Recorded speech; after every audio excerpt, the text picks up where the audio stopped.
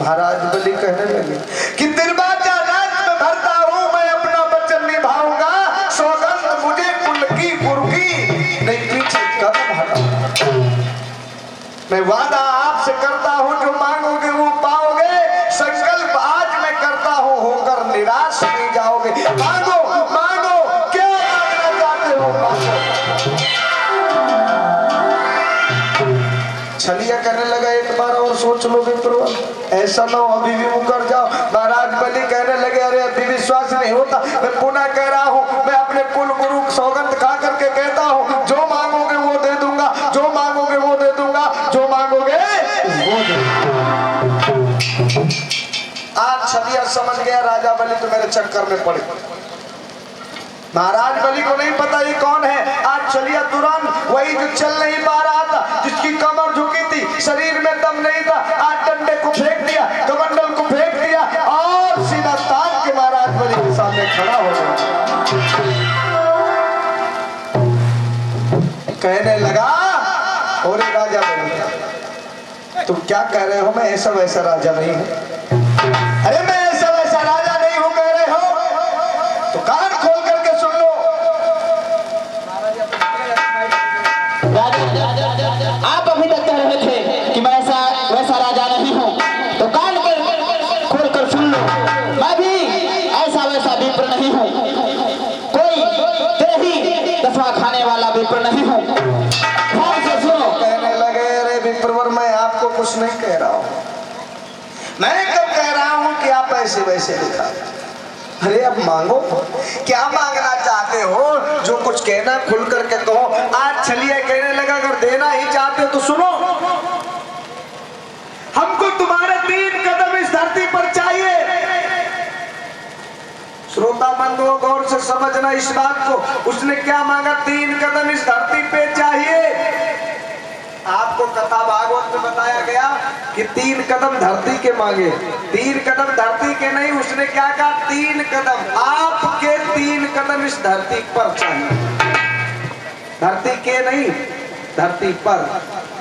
महाराज बलि कहने लगे खुल करके कहो क्या कहना चाहते हो, जो मांगना चाहते हो खुल करके कहो।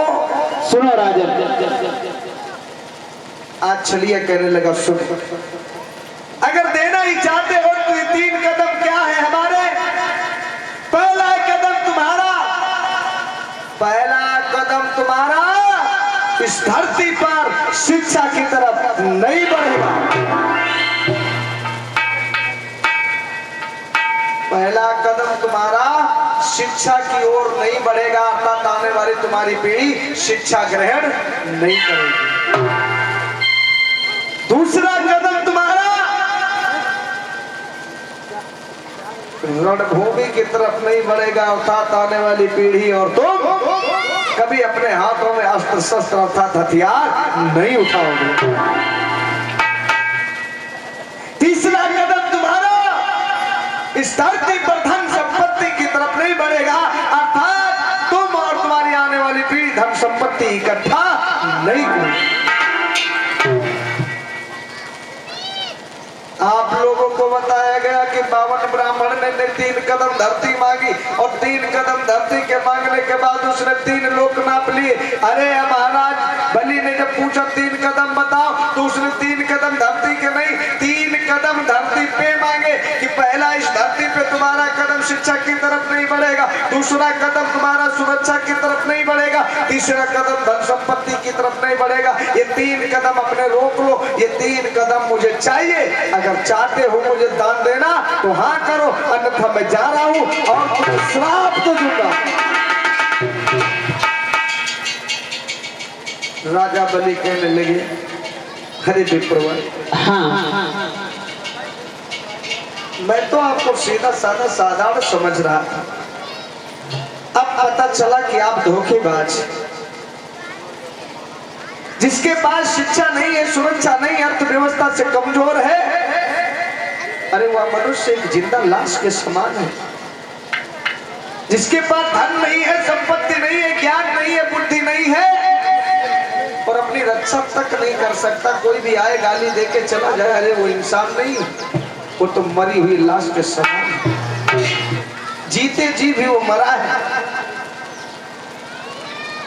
आज चलिए कहने लगा, नहीं अभी तो मैंने दान मांगा है, अभी दक्षिणा बाकी है, और दान के साथ में जब तक दक्षिणा नहीं दी जाती तब तक दान पूरा नहीं होता है। दान दक्षिणा दोनों चीजें, अभी तो मैंने दान मांगा, दक्षिणा तो मांगा नहीं। श्रोता बंधु, आपको बताया गया पहले कदम में 52 ब्राह्मण ने आकाश नाप लिया, आकाश नहीं, उसने पहले कदम में आपकी शिक्षा की तरफ रोक टोक लगा दिया, रोकथाम किया। क्या आपकी आने वाली पीढ़ी शिक्षित नहीं होगी? जब आप शिक्षित नहीं होंगे तो ऊंचाई पर नहीं बढ़ेंगे, अर्थात आकाश की ऊंचाइयों पे नहीं जाएंगे। यही है पहले कदम में उसने आकाश को नाप लिया, आपको ऊंचे उठने से रोक।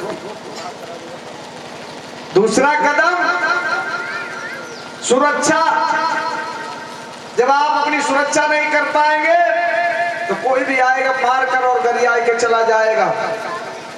समझिए आप कहां हैं, कोई भी छीन लेगा कुछ। तीसरा अर्थव्यवस्था, धन संपत्ति नहीं होगी तो आप पाताल ही में समझो। यही है आकाश पाताल और धरती। जब आपके पास शिक्षा नहीं है तो आकाश की ऊंचाई पे नहीं जा सकते, आपके पास सुरक्षा नहीं है तो कोई भी घर और खेत छीन सकता है, और जब घर खेत के लिए लड़ने के लिए हथियार भी नहीं होगा तो तुम पाताल में चले गए। जब हाथ में कुछ है ही नहीं तो पाताल के समान पाताल में तो आप ऊपर से नीचे चले। यही आकाश पाताल और धरती 3 कदम उसने नापे थे, लेकिन आपको बताया गया उल्टा। आज चलिए कहने लगा, महाराज दान तो दे दिया है, बोलो तैयार हो या नहीं? राजा बलि कहने लगे, हम सच्चे मूल निवासी हैं, मैंने तिरवाचा किया, कसम खाई है। हमारे महापुरुष श्रोता बंधु तिरवाचा के पक्के होते थे। कैसे तिरवाचा क्या होता है?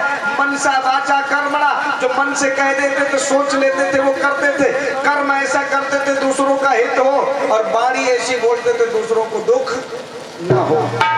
मनसा वाचा कर्मणा पर चलने वाले आधारित थे, पक्के थे, मन से वचन से और कर्म से अच्छा कार्य करने वाले थे। महाराज बलि कहने लगे, ठीक है विप्रवर, मैंने कह दिया, आपने मांगा, मैंने तिरवाचा भरा है, तो मैं वादा करता हूँ आज के बाद आपकी बातों का पालन करेंगे। दक्षिणा में मांगो। ठीक है राजन, तो दक्षिणा में चाहिए आपका पूरा राज और पाठ। कहने लगा वो, चलिया दान में ये 3 कदम और दक्षिणा में तुम्हारा ये सर का ताज, और जिस राज्य के राजा हो वो राज मुझे चाहिए, और तुम इस राज्य को छोड़ करके निकल जाओ। आज राजा बलि घुटने टेक करके रोने लगे, अरे ये क्या कह रहे हो विप्रवर, ये क्या कह रहे हो? ये मैं कह नहीं रहा हूँ, ये आपको देना पड़ेगा, अगर नहीं दे रहे हो तो मैं जा रहा हूँ, और जहाँ भी जाऊंगा वहाँ बताऊंगा कि राजा